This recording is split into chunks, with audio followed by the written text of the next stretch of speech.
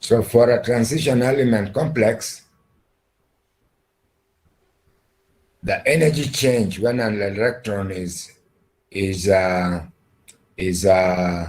excited, okay?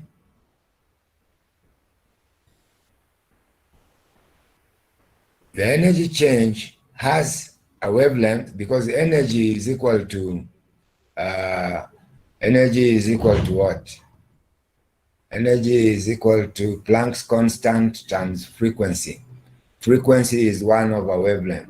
So the wavelength is connected to the energy change when a transition metal absorbs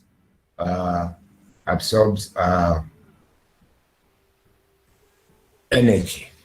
Okay. So this is just to show you different colors.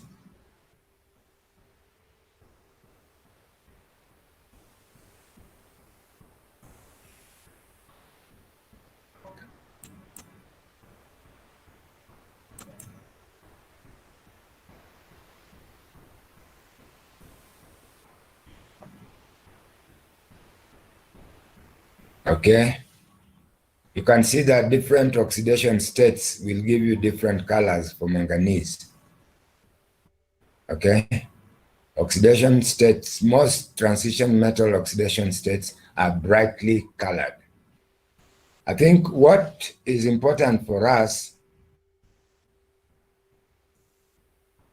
is to be able to appreciate that the colored ions is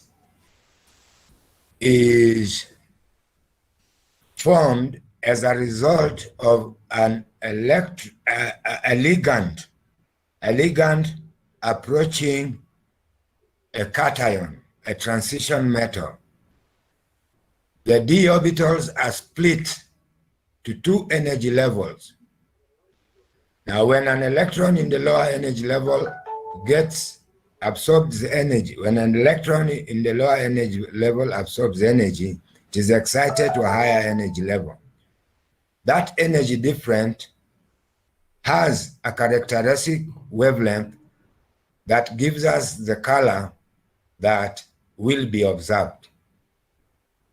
That is the basic, okay, that I want you to appreciate.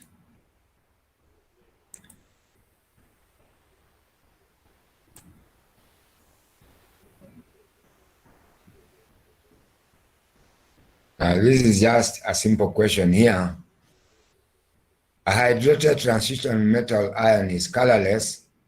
Which of the following could be the electronic configuration of this ion?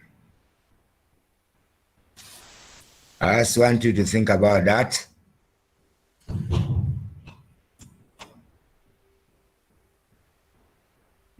Yeah, it's D for reasons that there can be no electrons that can be excited, is it? How about C? Oh. So it is not only D. Yes. So there are 2, isn't it? Yes. Okay, fine. Now, I would have wished. Now, that's another question. But I want to wind up like this. What you need to emphasize, if you look at your notes, is that transition metal ions are colored because d electrons can absorb light and get excited into higher energy d orbitals. The resultant light is thus missing certain frequencies and hence is colored. Now note the 2 criteria that must be satisfied if the ion is to be colored.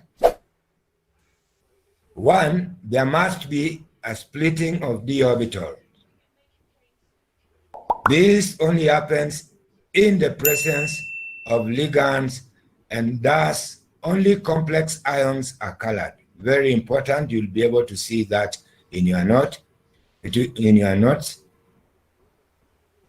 will be mentioned to you that anhydrous ions do not have split d orbitals and so cannot absorb light in visible spectrum and remain white. For example, if you look at anhydrous copper sulfate, why is it white? It is white because there are no water molecules approaching the d orbitals, okay? That is why it is white. A color can't be formed because a ligand is not available to split the d orbitals for electrons to be able to be excited. Now, hydrated copper sulfate is actually blue. It's blue because the water molecule in its structure splits the d orbital, so excitement of electrons can happen. Okay. Now, number 2, the condition is there must be a splitting of d orbitals, and the second condition is the d orbitals must be partially filled. So those configurations which don't have partially filled d orbitals, like scandium ion, scandium 3, aluminum 3, copper 1, zinc 2,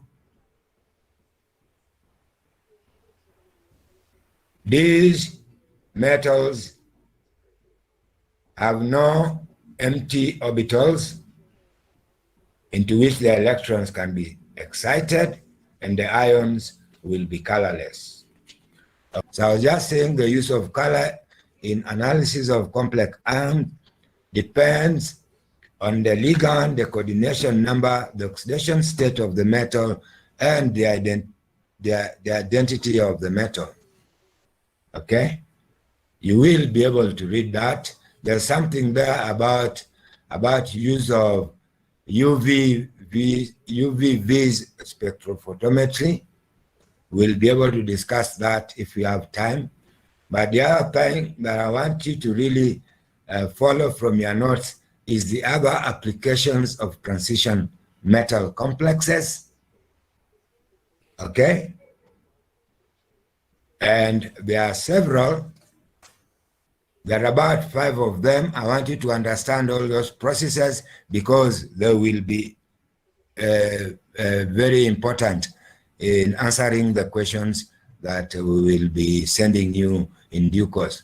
So applications of transition metals, I want you to check and understand exactly what the application is in hemoglobin, in cisplatin, tests for aldehydes and halide ions, photography, and electroplating.